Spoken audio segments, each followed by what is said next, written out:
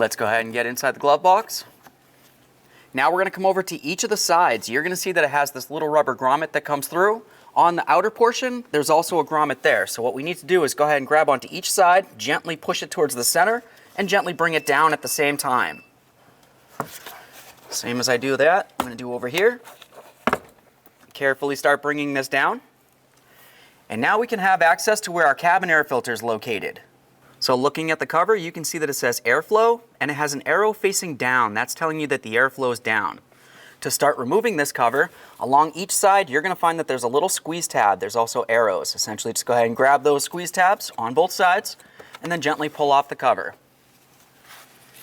Now we're going to carefully grab onto our cabin air filter and slowly pull this out. You can tell that there's a lot of debris sitting along the top of this. We want to be careful not to drop any of this into the blower motor.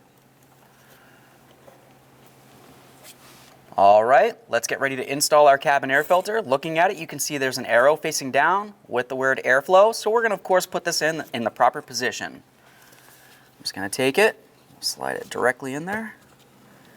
Should slide in nice and easy. Press it in as far as it can go. Let's grab that cover. We'll get it in position, lock it in.